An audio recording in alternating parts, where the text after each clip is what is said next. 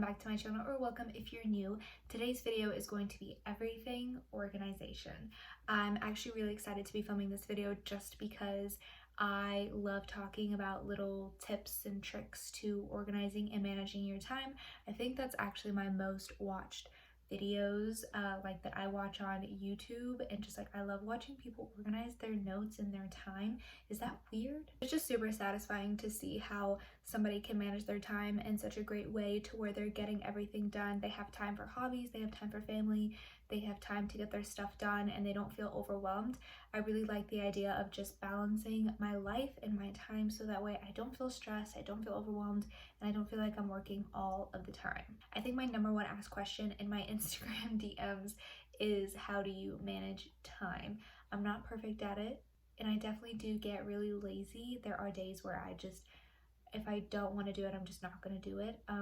I do have those days, but I do like to say that I have my head on pretty straight. I am very goal oriented, and I have a picture of what I want my future to look like.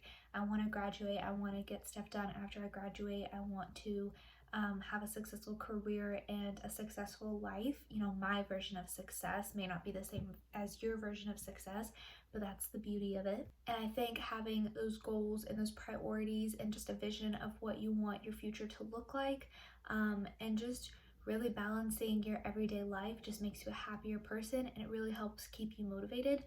I think one of my favorite things that my sister once told me, my older sister once told me, is that motivation will only get you through the door.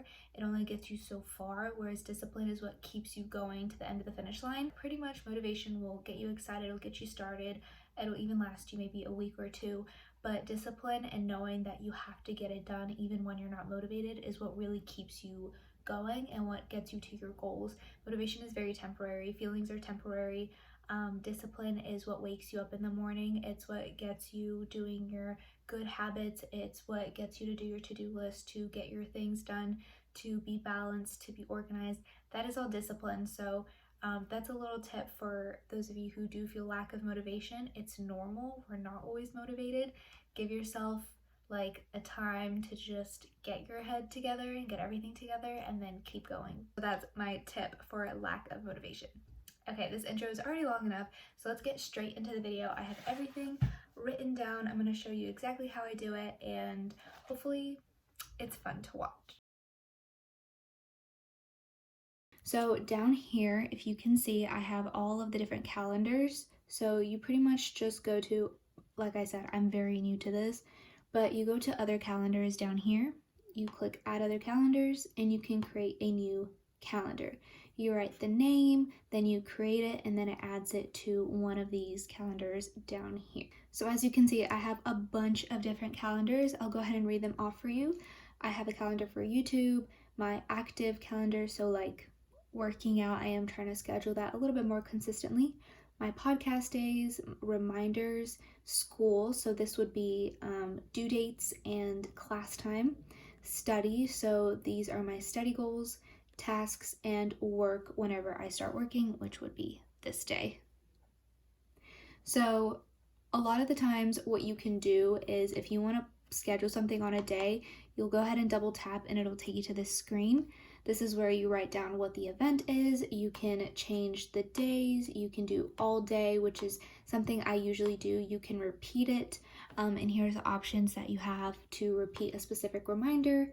You can add a location, a notification, and then here is where you pick what category it goes into and the color if you want to change that color. And then you would save it and it would go ahead and add it to your calendar. So on days where I actually have something that is due at, to do at a specific time, you'll see that it's not in like this color block, it's just like a little bullet. That is what I do for my timely stuff. So my class time and my clinical time and specific meetings that I had on these days is what is in those bullets. Stuff that is just due anytime during the day, it just needs to be done. For all of my classes, most of my assignments are due on Sunday. So I've kind of broken it down so that way I do not wait. I have this awful habit of waiting literally 10 p.m. on Sunday to do my Sunday assignments. So I'm trying to combat that. It will reduce my stress and it will just make my life a whole lot easier, and we all want to be productive queens. So what I've decided to do is, in yellow, because yellow represents my school, is I'll make sure half of my online assignments are due on Wednesday. It is a self deadline, it's not a school deadline. I want to make sure I get half of them done by Wednesday and the other half done by Saturday. The reason why I did Saturday instead of Sunday is because I want Sunday to be completely a gist day, a study day, and just preparing for whatever quiz or test I have on Monday. As you can tell, every Monday is a quiz or test. So that's why I want my Sundays to be off days, and I want my online stuff due half of it on Wednesday and half of it on Saturday. Okay, the last thing I want to know about Google Calendar that has honestly changed my entire study game and I really think has helped me make A's in my last 2 classes would be setting my own deadlines. A big problem that I have in nursing school for me personally is getting all of my notes done on time. It is a lot. The chapters are super hefty and detailed, and you never know what's going to be asked on the test, so you have to do them. So a big problem of mine is getting them done on time and having enough time to actually study and review them. So I started forcing myself to have personal deadlines. So I separated them in specific times that I want to get them done. So for example, today I need to have chapters 17 and 18 done, and by Friday I need to get 19, 20, and 21 all done as well.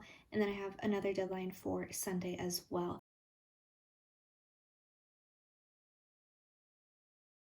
Okay, my second tip for you guys is using the Notes app. Now it sounds super simple, but that's because it is. So I started using the Notes app. I think I got inspired by Danielle Carolyn. She was talking about how she uses the Notes app to organize her schoolwork. So I took a personal twist to it and started using the one on my computer to write out my to-do list, what's due that week, what readings need to get done, and all of that. And I think it's really helped. It's sometimes better than just writing a to-do list on a piece of paper because I can edit it, I can scratch things out, I can move things around, and I can get super specific, and it's all in the same place. So let me show you exactly how I use it. Okay, so I want to show you exactly how I organize the Notes app to achieve maximum productivity. I used this the last semester for the first time, and it really helped. It gave me a nice overview of what I had done that week and what I needed to carry into the next week if I didn't finish it just yet. Oh, I finished this assignment. So I separate it by week 1 every week that passes by. So this would be week 1 that I'm in right now. When it's week 2, I'll go ahead and write week 2, and I'll even make it into a title, make it all fancy. And then I'll go down here and I'll do readings with 3 dots, and I'll write out the classes that I have that semester. So currently I'm taking humanities and fundamentals, another fundamentals class. They don't end, you guys, they never end. So I'm currently taking humanities and fundamentals. So to show you how I did it for week 1, right underneath, you can click this little circle thing with the little check mark. If you can't find any of these options, it's probably because your thing is too small, like this. Try and opening it up, and you'll see all of your options. It sounds dumb, but that was literally my problem at the beginning and why I couldn't find any of it. So I'll start by just this. Basically what this does is it adds a little bubble that you can check. But underneath here, I'll write all of the assignments that I have to do by Sunday, and then reading are just the chapters that I need to get done. So I had like 2 chapters for my humanities class and all these chapters for week 1 for my fundamentals class, and I'm working on them. I'm halfway there. And that's pretty much what I'll do for every single week. Say for example, I don't get these last 3 chapters done, then I know that this next week when I start planning for week 2, I need to include the chapters that I didn't finish. This is honestly really helpful. It sounds super simple, but it definitely organized my time and my to-do list a lot better. I can go back and forth, and it honestly saves paper, you know, let's help the environment. So that's kind of what I've been doing. This tab right here is my major assignments for humanities. My big goal is to not miss any assignments, to get everything turned in on time. and make sure that everything is up to date and even done early. So I wrote out the major assignments that I have due for every single week, what they're called, what you have to do, and it's just a little checklist to make sure I'm getting that stuff done. Now over here you can create different folders. Down here is a new folder option, and you can keep opening folders for different parts of your life. For right now I have nursing school, I have my project productivity, which is my Etsy shop stuff. I have Simply Eva, which is my podcast, and my YouTube channel. So I'll do different to-do lists for different parts of my life and different things that I have to get stuff done for, and it really does help keep things organized, and it's all in the same place. You can obviously connect the to-do list on your computer to your phone so you have it everywhere, so you always know what you need to get done, and you can completely personalize this in different ways. You don't have to do it the way I did it, but this has been super, super helpful.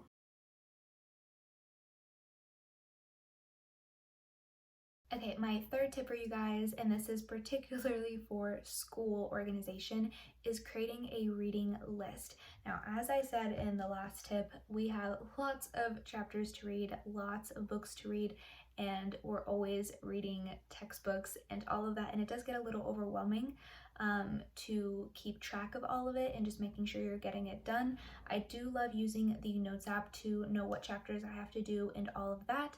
However, another helpful thing that I started doing this semester, which I honestly regret not doing earlier, is creating a Word document of all of the notes that I have to get done from week 1 to week 8. It's a glance at everything ahead. It's a lot more concise and it's a lot more specific, and I think it's definitely a lot more helpful. So I'll show you guys exactly how I create my reading list. But I just pulled up Word. You can do this in Google Docs too. You don't need Word document. I'm not really sure how to do it on there. I'm sure the settings are a little bit different, but this is how I do it. So first things first is I'm just going to change the font. I'm super picky on like what fonts I use and sizes and stuff like that, but I'll go ahead. I picked the Modern Love font. If you want to do the exact same one as me, I'll do font 13, and in all caps I'll write Fundamentals Reading List. And then I'll click this little thing here, which basically underlines. You can, if you drop it down, you can see what borders you'll have if you want different borders, but I'll do this one. Then I'll double click here and I'll click enter. I'll go ahead and change the size and the font to Baskerville. That's my second favorite. Sometimes you have to redo it. And I'll go ahead and go to insert, and I'll go to table, and I'll do a drop down of 2 by 8. So it's gonna have 8 rows because there's 8 weeks in my semester, and 2 columns for the week and the chapters. So it opens a table like this. And in these boxes here, I'm going to go ahead and highlight it and bold it. And then I'm going to write week 1, and I'll go through all of the weeks. So now that we're here, we're going to go to the little bulletin thing. I'm going to show you exactly how I did mine. You don't have to do it exactly like this. I'm just going to show you what I did. I'll go to define new bullet, and you can go to bullet right here in the middle, and you can pick any shape you want that it gives you. I want a little square so that way I can check it off when it's done. So I'll click this little square, select OK. If you have, I don't know why it doesn't give me any other options, and I have to like define a new bullet, but it's totally fine. And I'll start writing what chapters I have to get done. So I believe it was like chapter 17, chapter 18.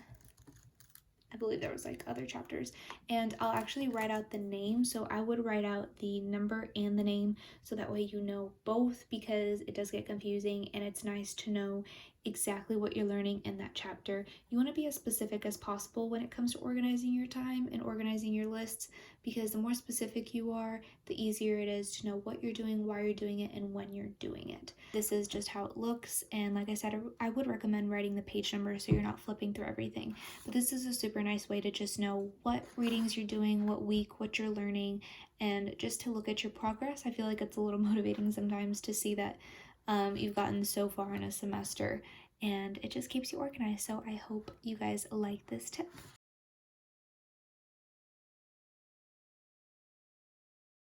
I started waking up around 6 or 7 a.m. Some days there's an exception, I will sleep in if my body is super tired, but on days that I really do want to get productive and I'm feeling good, I'll wake up at 6. I'll try and work out, drink a cup of coffee. Lately I've been loving reading in the morning because it gets my mind going and it gets my brain